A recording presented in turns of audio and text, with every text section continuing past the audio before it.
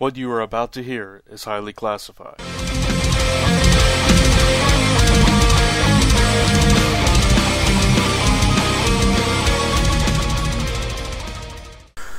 Hey, welcome back to Zone 4 for another Marvel Now #1 review. Brant Fowler here, and this time it is FF #1 by Matt Fraction and Michael Allred. Yes, I read an Allred book. So this issue continues off of Fantastic Four #1. Not sure if that's just for this issue or if it's gonna. It didn't say that I recall that it tied into Fantastic Four #2 or anything. But you know, let me start by saying the very fact that this #1 issue continued off of another #1 issue instead of standing on its own really bothered me. So I was already kind of negative going in for that reason, and because it's Mike Allred art, which I'm not a fan. So this book already had 2 strikes going against it before I even opened the book to read the pages. So keep that in mind. Now the story, it's by Matt Fraction, who also wrote Fantastic Four. I enjoyed Fantastic Four. This one, not as much. I mean, I'll give Fraction credit that it seemed like he tried to write to Allred's strengths while still maintaining the same threads from the story in Fantastic Four. But this story was a little bit more disjointed, and you know, some have said that Fantastic Four was disjointed as well. So maybe it's just a theme. Maybe that's his writing style. He, you know, jumps back and forth with cutscenes and everything.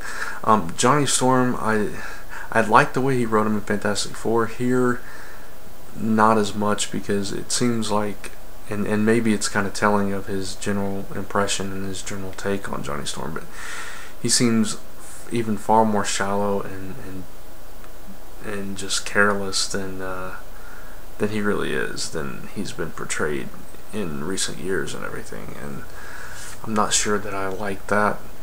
But you know, the basic premise of this particular story is the Fantastic Four are going on that trip that, you know, I talked about in the Fantastic Four #1 review, and they're going on this trip that's supposed to be educational, and at the same time Reed is looking for a cure.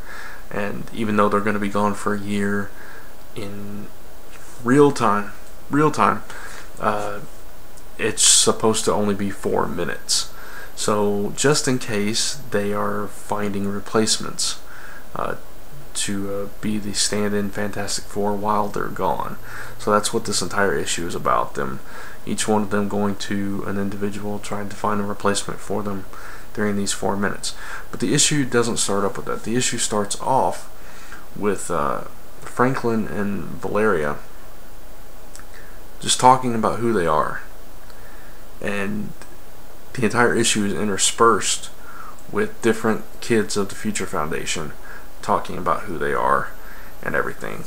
And it's kind of an introduction that, you know, I can forgive that. That was okay. That was done okay for a #1 issue to introduce readers to these characters. And we understand why they do this at the end, because at the very end, Scott Lang, which is one of the former Ant-Mans, and I guess current Ant-Man, asks the kids to tell him what the Future Foundation is. So basically, we were just jumping ahead and seeing all these clips, which leads to the whole disjointed thing. It's structured very strangely. But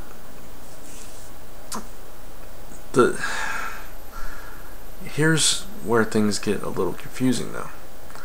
In Fantastic Four, the whole premise was he built this giant ship to take the kids on an educational expedition through time and space. That's how I understood it.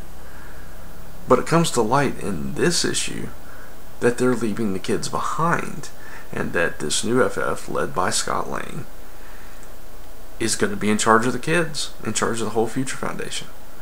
So now I'm completely confused, because why did they build this big ship and sell it as an educational trip through space for the entire family, including the kids, if the kids are staying behind? It makes no sense. It makes absolutely no sense. So I mean, there's tons of disjointed stuff there, because I mean, it just broke the entire plot of the story in Fantastic Four, which makes me like it less, because that whole premise was intriguing to me, and now it's broken apart, and I have no idea what's going on. And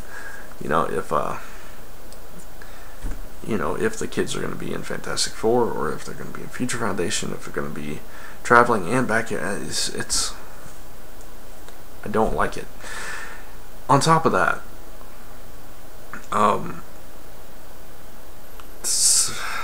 Mike Allred's art, I tried to get into it. I really did. I've tried to get into it several times, because he's drawn books that I've liked in the past, but I do not like his style. And it's mainly his figure work that I have a major problem with, but it's not just that. A lot of his background details, background art is fine. It's nothing spectacular, but it's fine. No real issues with that.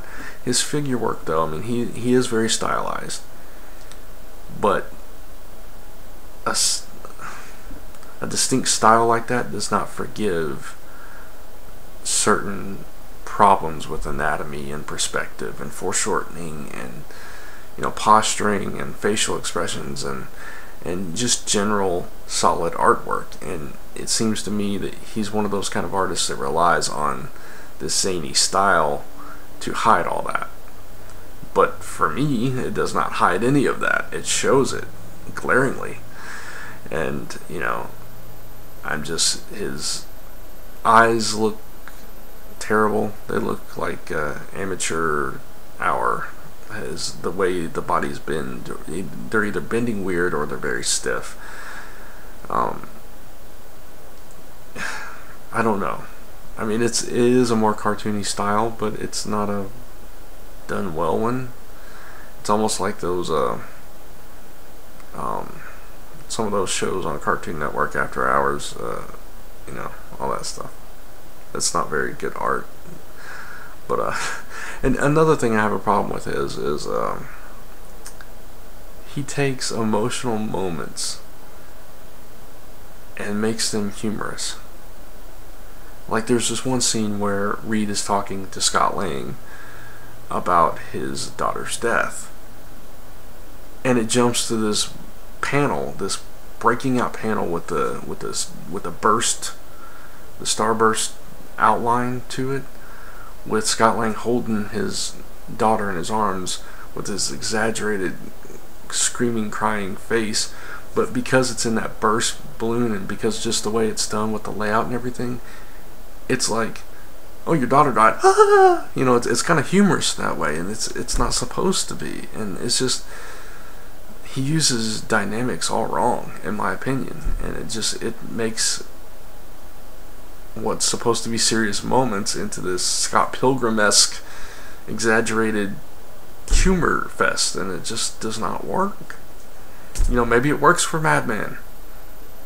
I don't like Madman, so maybe it worked for Ecstatics. I hated Ecstatics. It was a terrible version of X-Force, and I despised that book, and I dropped it once he started. So I'm just not a fan. I have nothing personal against the guy. I've never met him, and like I said, some of his background stuff is fine, but I'm not a fan, and it took me completely out of this. If there was good writing anywhere in there, I couldn't find it, because the art just totally told a different story.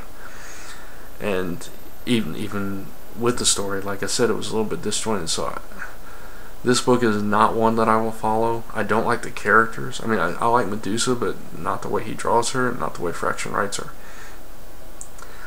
So, I'm not interested in the characters and the concept, in the art, and even the story. So this one is a definite pass for me. I only read it because it tied into Fantastic Four, which I did enjoy, and because I had said I was going to cover all the number ones.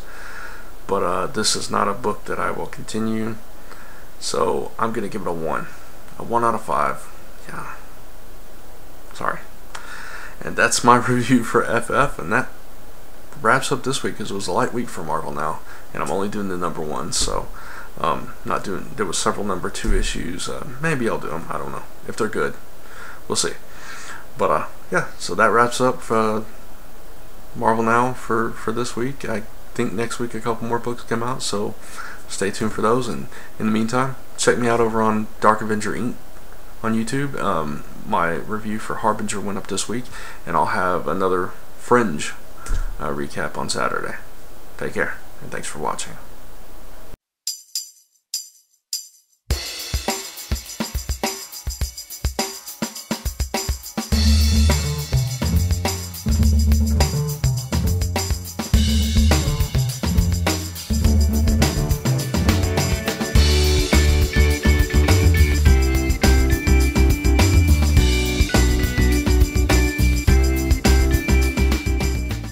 This has been a Gonzo Goose production.